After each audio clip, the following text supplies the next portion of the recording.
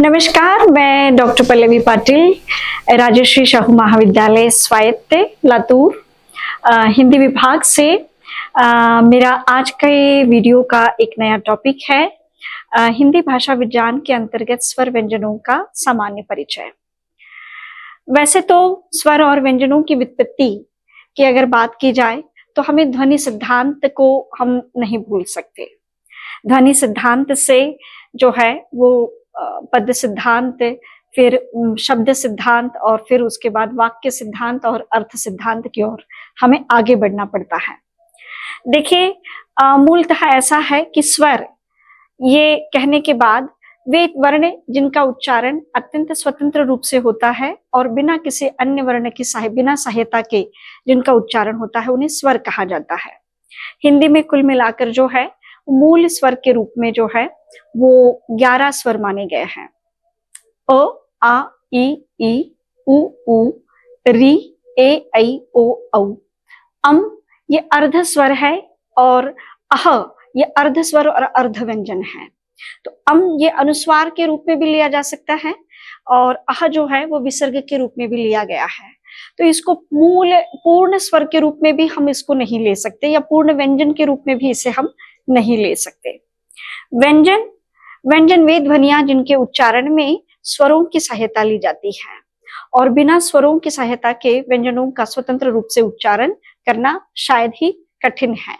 तो बिना स्वरों के जिनका उच्चारण नहीं किया जा सकता वे ध्वनियां ध्वनियां कहलाई जाती है। मूलतः हिंदी में 36 व्यंजन माने गए हैं मूल व्यंजन के रूप में। जैसे क वर्ग के 5 वर्ण क, ख, ग, घ, ञ। च वर्ग के 5 वर्ण च, छ, ज, झ, ञ। ट वर्ग के 5 वर्ण ट, ठ, ड, ढ, न। त वर्ग के 5 वर्ण त, थ, द, ध, न। प वर्ग के 5 वर्ण प, फ, ब, भ, म। य, र, ल, व, श, श, स, ह। और संयुक्त व्यंजनों के रूप में जिनको लिया गया है वो है अंतिम 3 वर्ण क्षत्र, ज। और अभी हाल ही में जो मानकीकरण में जो नई देवनागरी का जो नया जो रूप आया है उसमें श्र ध्वनि को भी हम लोगों ने शामिल करके लिया। जैसे श्रवण का श्र या श्रम का श्र, इसे भी हम लोगों ने संयुक्त व्यंजन के रूप में स्वीकार कर लिया है। देखिए, पाणिनि के अगर सूत्रों की बात की जाए, मतलब 6ठी शताब्दी में पाणिनि ने अष्टाध्यायी नाम का ग्रंथ लिखा। ये काफी बृहद ग्रंथ है। वैसे तो हिंदी भाषा विज्ञान की अगर बात की जाए तो हमें देखने को मिलता है कि पूरे समग्र भारत में 2 भाषा परिवार ये मुख्य रूप से माने गए हैं। महाराष्ट्र से ऊपर का पूरा इलाका ये भारोपीय भाषा परिवार का है और महाराष्ट्र से नीचे का पूरा इलाका ये द्रविड़ भाषा परिवार का है। और भारोपीय परिवार में समग्र जितनी भाषाएं हैं, भारोपीय परिवार में जितनी भी भाषाएं आती है उन सभी भाषाओं को जोड़कर जो है वो हिंदी बनाई गई है। और भारत की समग्र मतलब भारोपीय भाषा परिवार में आने वाली सभी भाषाएं और द्रविड़ परिवार में आने वाली सभी भाषाएं, इन सभी भाषाओं की जननी जो है वो संस्कृत है। तो संस्कृत, उसके बाद प्राकृत, उसके बाद अपभ्रंश और उसके बाद सभी आधुनिक भारतीय भाषाएं, ऐसे उसको कंसिडर हम लोग कर सकते हैं। जैसे मान लीजिएगा कि आदित्यवार एक शब्द है, वो प्राकृत में आते आते इत्तावार बन गया, वो अपभ्रंश में जाते जाते इत्तीवार बन गया, वो हिंदी में आते आते इतवार बन गया और मराठी में जाते जाते रविवार बन गया। उसी प्रकार व्याघ्र नाम का एक शब्द है जो संस्कृत में व्याघ्र था, वो प्राकृत में आते आते बग्घ बन गया, वो अपभ्रंश में जाते जाते बग्घा बन गया, वो हिंदी में आते आते बाघ बन गया और मराठी में जाते जाते वाघ बन गया। तो ये बुरी तरह से बिल्कुल एकदम स्पष्ट है कि हम संस्कृत को छोड़कर या प्राकृत को छोड़कर या अपभ्रंश को छोड़कर हम आधुनिक भाषा विज्ञान की बात नहीं कर सकते। हमें संस्कृत को बेस पकड़ना ही पड़ेगा, संस्कृत को मूल के रूप में समझना ही पड़ेगा और संस्कृत को बतौर जननी हमें कंसिडर करना ही पड़ेगा। हिंदी के जितने भी भाषा वैज्ञानिक आप देखेंगे, फिर कामता प्रसाद गुरु हो, डॉक्टर हरदेव बाहरी हो, डॉक्टर धीरेन्द्र वर्मा हो, सुनीता कुमार चटर्जी हो, या फिर डॉक्टर भोलानाथ तिवारी हो, या डॉक्टर पृथ्वीनाथ पांडे हो, इन तमाम भाषा वैज्ञानिकों की सभी की पुस्तकों में उन्होंने पाणिनि के अष्टाध्यायी का आधार अवश्य लिया है, क्योंकि अष्टाध्यायी ये भारत के समग्र व्याकरण के सूत्रों को जोड़ने का काम करती है। 6ठी शताब्दी में लिखा हुआ ये ग्रंथ है, जिसमें 3996 कुल मिलाकर सूत्र है, और ये सूत्र समग्र भाषा विज्ञान में आप लोगों को देखने को मिलते हैं। विशेष करके हिंदी के भाषा विज्ञान में इन सूत्रों का ज्यादा आधार लिया जाता है एज कंपैरेटिवली अदर प्रांतीय भाषाओं की तुलना में। जैसे देखिएगा कि अब जैसे पाणिनि का एक सूत्र है कि कादयो मावसानाम स्पर्श, अर्थात क से लेकर म तक की सारी ध्वनियां जो है वो स्पर्श ध्वनियां कहलाई जाती है। यनोन्तस्थ नाम का एक सूत्र है, जिसमें वे बताते हैं कि य र ल व ये अंत्यस्थ ध्वनियां हैं। अंत्यस्थ मतलब जिनका उच्चारण जो है, हवा जो है वो बहुत ठंडे रूप से बाहर निकलती है। मतलब अगर आप य र ल व इन ध्वनियों का उच्चारण भी अगर आप करेंगे तो आपको पता चलेगा कि हवा बहुत ठंडे रूप से बाहर निकल रही है। एक पाणिनि का अगला सूत्र आता है शल ऊष्मा नाम, अर्थात श श स ह, ये सारी ध्वनियां ऊष्म हैं। एक प्रकार से आप देखिएगा श श स ह, इन ध्वनियों का जब उच्चारण करते हैं तो आपको पता चलेगा कि इन ध्वनियों के उच्चारण में एक प्रकार की ऊष्मा, स्लाइट सी ऊष्मा निर्माण हो रही है, थोड़ा सा घर्षण हो रहा है, इसलिए ये 4 ध्वनियां जो है वो आप लोगों को ऊष्म ध्वनियां कहलाई गई है।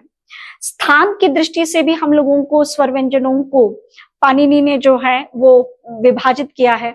जैसे पाणिनि कहते हैं कि भाई अकुह विसर्जनीय नाम कंठ, अर्थात अ आ क ख ग घ ह और ह, ये सारी ध्वनियां जो कंठस्थ से निर्माण होती है। देखिए ये जो जितना वोकल कार्ड सिस्टम है, ये पूरा सिस्टम हमारा यहाँ से ही जो है वो ध्वनि व्यवस्था हमारी निकलती है, और उसमें से कुछ ध्वनियां कंठ कहलाई गई, जैसे अकुह विसर्जनीय नाम कंठ, अ आ क ख ग घ ह और ह, ये सारी ध्वनियां कंठ मानी गई। उसी प्रकार एक अगला सूत्र है इचु ईशा नाम तालु, अर्थात ई ई, ह्रस्व ई, दीर्घ ई, च छ ज झ, श शाहमृग वाला श और य, ये सारी ध्वनियां जो है वो तालव्य ध्वनियां मानी गई है। जैसे अगर आप उच्चारण करेंगे तो आपको पता चलेगा कि चम्मच बोलते समय जिह्वा तालु को स्पर्श करती है, ठीक है। जैसे मान लीजिएगा शक्कर बोलते समय जिह्वा जो है वो तालु को स्पर्श करती है। तो च छ ज झ, ये जितनी ध्वनियां हैं, छोटी ई या बड़ी ई, ये सारी ध्वनियां जो है वो तालव्य मानी गई है। पाणिनि का एक अगला सूत्र है जो ये कहता है कि भाई ऋतु ऋषानाम मूर्धा, अर्थात री ऋषि का री, ऋणदान का री, ठीक है, री ट ठ ड ढ र और षटकोण का श, ये सारी ध्वनियां जो है वो आपको मूर्धन्य, अर्थात आप देखेंगे मूर्धन्य अर्थात जिह्वा गोलाकार होकर पीछे की ओर चली जाती है, वो मूर्धन्य की ओर चली जाती है, मुड़ जाती है। ऐसी स्थिति में हम लोग देखेंगे जैसे टमाटर ये शब्द बोलते समय जिह्वा राउंड होकर पीछे की ओर मुड़ जाती है। ठठेरा बोलते समय जिह्वा राउंड होकर पीछे की ओर चली जाती है, ठीक है। वैसे ही पाणिनि का एक अगला सूत्र है ऋतुर्सानाम दंत्यः, अर्थात ल त वर्ग की सारी ध्वनियां त थ द ध और स, ये इन ध्वनियों का उच्चारण करते समय हम लोगों को देखने में आता है कि ये सारी ध्वनियां दांत को स्पर्श करती है। तलवार बोलते समय जिह्वा दांत को स्पर्श करती है, ठीक है। एक आप लोगों को मोटे मोटे रूप से स्थान की दृष्टि से पाणिनि ने इन वर्णों का बहुत सहज तरीके से विभाजन किया हुआ दिखाई देता है। एक अगला सूत्र है पाणिनि का जिसमें वो कहते हैं कि उपदमानीय नाम ओष्ठ्यः, जैसे उ प फ ब भ, ठीक है, और म, ये ध्वनियां म को लेकर थोड़ा सा विवाद है, क्योंकि बहुत सारे भाषा वैज्ञानिक म को ओष्ठ भी कहलाते हैं और बहुत सारे भाषा वैज्ञानिकों ने म को नासिक के भी बतलाया है, लेकिन पाणिनि ने म को ओष्ठ के रूप में कंसिडर किया है। उपदमानीय नाम ओष्ठ है, जिसमें उ प फ ब भ म ये सारी ध्वनियां ओष्ठ मानी गई है। जैसे देखिएगा पल्लवी बोलते समय ओष्ठ से उच्चारण होता है, ठीक है, या भूदेव बोलते समय ओष्ठ से, भ बोलते समय ओष्ठ से उच्चारण होता है, मनोज बोलते समय ओष्ठ से उच्चारण होता है, ठीक है। तो एक कुल मिलाकर जो है उस स्थान की दृष्टि से पाणिनि ने बहुत सटीकता के साथ ये विवरण किया हुआ दिखाई देता है कि कंठ ध्वनियां, तालव्य ध्वनियां, मूर्धन्य ध्वनियां, दंत ध्वनियां और ओष्ठ ध्वनियां। देखिए पाणिनि का एक अगला सूत्र है जिसमें वो कहते हैं अल्प प्राण ध्वनियां और महाप्राण ध्वनियां। अर्थात अल्प प्राण ध्वनियां मतलब अर्थात जिनके उच्चारण में थोड़ा सा प्राणवायु कम मात्रा में होता है, और महाप्राण ध्वनियां जिनके उच्चारण में प्राणवायु ये थोड़ा सा अधिक मात्रा में होता है। पाणिनि इसको लेकर भी अपना एक सूत्र बनाते हैं और वो कहते हैं कि वर्गानाम प्रथम तृतीय पंचम शल अल्प प्राणश्च। अर्थात वर्ग की पहली, तीसरी, पांचवी और श ये ध्वनियां जो है वो अल्प प्राण मानी गई हैं। अर्थात वर्ग की जैसे देखिएगा क ग ञ, च ज ञ, ट ड ञ, त द न, प ब म। अर्थात वर्ग की पहली, तीसरी और पांचवी और श ये सारी ध्वनियां अल्प प्राण ध्वनियां मानी गई है। उसी प्रकार पाणिनि का एक महाप्राण सूत्र को लेकर एक व्याख्या चलती है उनकी। वे कहते हैं कि वर्गा नाम द्वितीय चतुर्थ यण महाप्राणश्च। अर्थात वर्ग की पहली, दूसरी और चौथी और य लव ये सारी ध्वनियां महाप्राण ध्वनियां कहलाई जाती है। अर्थात ख घ, ठीक है। अब देखिए अब अगर आप क की संधि करेंगे तो बहुत साधारण रूप से हम लोगों को क का पैर क अधिक अ बराबर जो है वो पूर्ण क बन जाता है, लेकिन अगर आप ख की संधि करेंगे तो आपको पता चलेगा कि क अधिक ह अधिक अ मिलाकर ख बना है। तो उसमें दो व्यंजन और एक स्वर होने के कारण जो है वो महाप्राण बन गया है, लेकिन उसी क में एक व्यंजन और एक स्वर होने के कारण वो अल्प प्राण हो गया। मतलब कंपैरेटिवली बहुत तकनीकी दृष्टि से अगर देखा जाए तो अल्प प्राण में और महाप्राण में हम लोगों को बड़ा स्पष्ट भेद नजर आता है। उसी प्रकार महाप्राण ध्वनियां जो है, जैसे मैंने अभी अभी कहा कि भाई ख घ, जैसे छ झ, जैसे ठ ढ, इस प्रकार दूसरा और चौथा वर्ण पकड़ के जितनी हम ध्वनियों का विवरण देंगे वो हम लोगों को महाप्राण ध्वनियों का विवरण हम लोगों को नजर आता है। देखिए घोष और अघोष की दृष्टि से भी हम लोगों को पाणिनि के दो सूत्र नजर आते हैं। जैसे वो कहते हैं कि वर्गानाम प्रथम द्वितीय अघोषश्च। वर्ग की पहली दो ध्वनियां जैसे क ख च छ ट ठ त थ प फ ये सारी ध्वनियां अघोष ध्वनियां हैं। अघोष मतलब क्या? अघोष अर्थात जिनके उच्चारण में गूंज नहीं होती, और घोष मतलब जिनके उच्चारण में गूंज होती है, ठीक है। और वर्गा नाम तृतीय चतुर्थ ध्वनि घोषश्च, अर्थात वर्ग की दूसरी और चौथी ध्वनियां जो है वो घोष ध्वनियां कहलाई गई है। साथ ही में हम लोगों को एक देखने को मिलता है कि भाई य र ल व ये ध्वनियां जो है वो अघोष मानी गई है, श श स ह ये ध्वनियां जो है वो घोष मानी गई है। देखिए भाषा विज्ञान की दृष्टि से, भाषा सरलीकरण की दृष्टि से बहुत सारे चेंजेस हर दौर में, हर कालखंड में होते रहते हैं। जैसे प्राकृत के दौर में, जैसे वैदिक संस्कृत में अगर देखा जाए तो कुल मिलाकर 14 स्वर थे। दीर्घ री था और दीर्घ री था।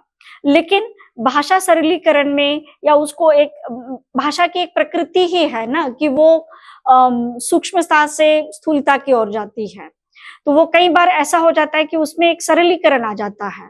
जैसे मराठी में आया हुआ ळ जो है वो हिंदी में आप लोगों को देखने को नहीं मिलेगा, या हिंदी में आते आते लोकमान्य तिलक से वो लोकमान्य तिलक बन जाता है, ठीक है। तो ऐसे बहुत सारी ध्वनियां हैं जो अन्य भाषाओं में भी गई हैं या जाती हुई दिखाई देती है, लेकिन प्रत्येक भाषा की अपनी मर्यादाएं हैं, अपनी सीमाएं हैं। और हिंदी के स्वर व्यंजन को लेकर जो है ये विवरण पाणिनि के दृष्टि से जो है वो उन्होंने इस प्रकार से उसका विश्लेषण दिया है कि जहां स्थान के आधार पर वो विश्लेषण कैसा हो, या अल्प प्राण महाप्राण के आधार पर वो विश्लेषण कैसा हो, या घोष अघोष की दृष्टि से वो विश्लेषण कैसा हो। और उन्होंने प्रत्येक नियम के कुछ नियम बताए हैं। देखिए ये बात बहुत मतलब सहज तो नहीं कही जा सकती। जैसे देवनागरी में भी जब हम लोग देवनागरी की भी जब हम लोग बात करते हैं, लिपि की भी जब बात करते हैं, तो रोमन की तरह देवनागरी में वो कंफ्यूजन नहीं है। ठीक है, जैसे मान लीजिएगा नॉलेज एक शब्द दिया गया है और नॉलेज का स्पेलिंग KNOWLEDG है, लेकिन उच्चारण करते समय जबकि उसकी शुरुआत के से होती है, लेकिन यहाँ पे जो है वो आते आते हम लोग इसकी शुरुआत न से करते हैं, जबकि इसकी शुरुआत क का कहीं पर भी उच्चारण देखने को नहीं मिलता। या जी जो है वो ज के रूप में दिखाई देता है, और वही जी जो है वो रोमन में कई बार गन ग के रूप में दिखाई देता है, GUN गन के रूप में दिखाई देता है। ऐसे बहुत सारे शब्द है, मतलब क इस वर्ण का उच्चारण जो है वो अंग्रेजी में CAT कैट के रूप में भी देखने को मिलता है, या क्वीन QUEEN क्यू के रूप में भी देखने को मिलता है, या KING के रूप में भी देखने को मिलता है। मतलब एक ही क के हमें 3 रूप दिखाई देते हैं।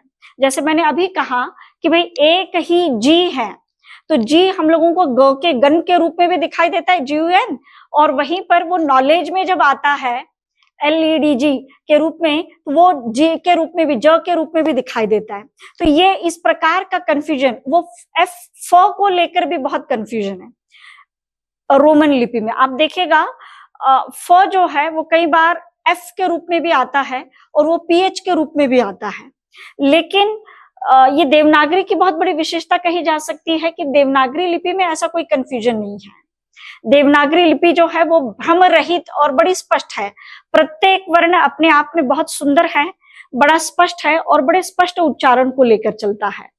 आप इन प्रत्येक स्वर और प्रत्येक व्यंजनों को अगर बड़ी बारकाई से अगर आप इसका उच्चारण करेंगे, और प्रत्येक, मैं अगर क का उच्चारण करूंगी तो मैं क ही लिखूंगी, अगर मुझे कमल लिखना है तो मैं ख खरगोश नहीं लिखूंगी, है ना। अगर मुझे गणपति लिखना है तो मैं ग से ही शुरुआत करूंगी, मैं घ के घर से शुरुआत नहीं करूंगी।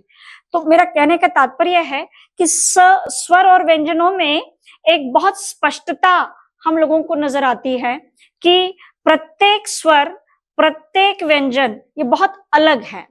पाणिनि का एक सूत्र आता है जहां पे हम लोगों को ए दो तो कंठ तालु माना गया, मतलब ए और ऐ का उच्चारण स्थान जो है वो कंठ और तालव्य से माना गया है। मतलब अ अधिक ई, मतलब अ जो है वो कंठ है, ई जो है वो तालु है, और कंठ तालु मिलकर जो है वो ए और ऐ बना है, अर्थात ए दौ तो कंठ तालु। उसी प्रकार ओ दौ तो कंठ्योष्ठम, अर्थात अ अधिक उ से जो है वो ओ बना है।